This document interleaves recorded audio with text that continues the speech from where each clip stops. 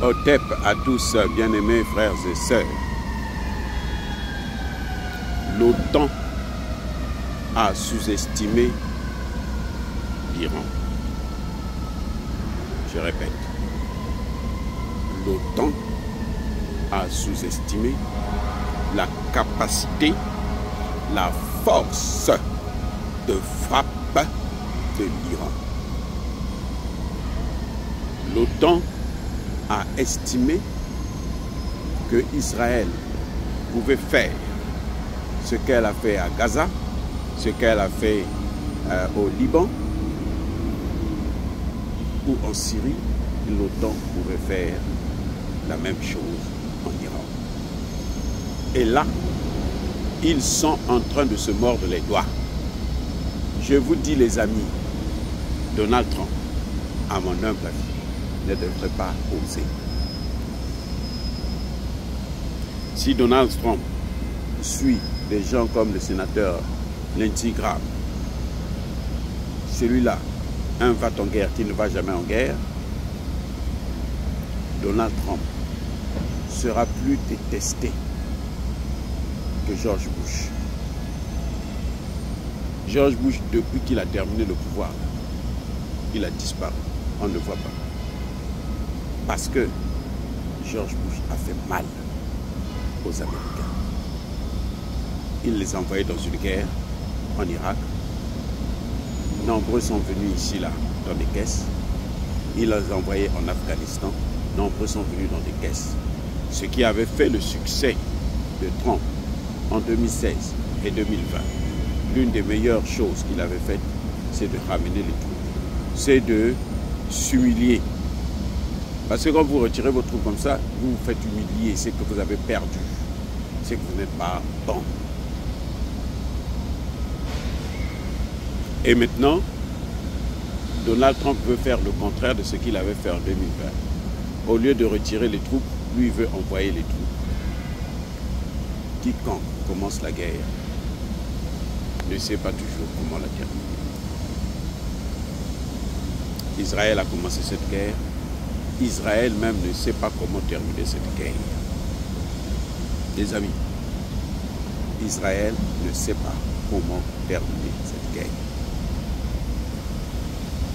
Ils ne savent plus comment se retirer, comment dire que nous avons perdu face à l'Iran. Tout ce que vous voyez là, c'est ce qu'on appelle chez nous Mangungu. C'est l'intimidation. Mais Israël sait qu'elle ne peut pas faire face à l'Iran. Jusqu'à ce jour, l'Iran n'a pas déclaré la guerre à Israël. L'Iran se défend contre les attaques israéliennes.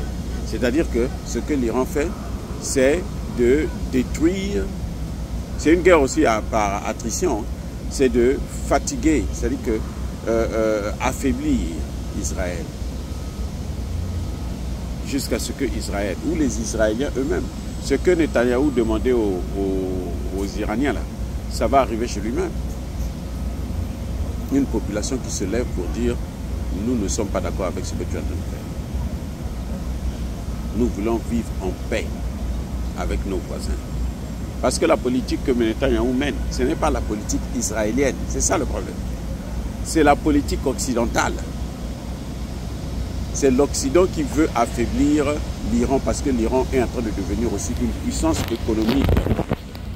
C'est ça qui fait que l'Iran ne veut pas faire la guerre. L'Iran se défend. Vous voyez? Et les Occidentaux, eux, ils veulent faire la guerre pour affaiblir l'Iran. Mais maintenant, on se rend compte, les experts vont vous dire que ce n'est pas l'Iran qui va être affaibli après ça, mais c'est Israël. Comment? Parce que l'Iran a des alliés solides qui ont de l'argent, la Chine notamment. Les États-Unis, là, nos taxes, là, on ne va pas prendre ça pour donner aux Israéliens pour reconstruire leur pays.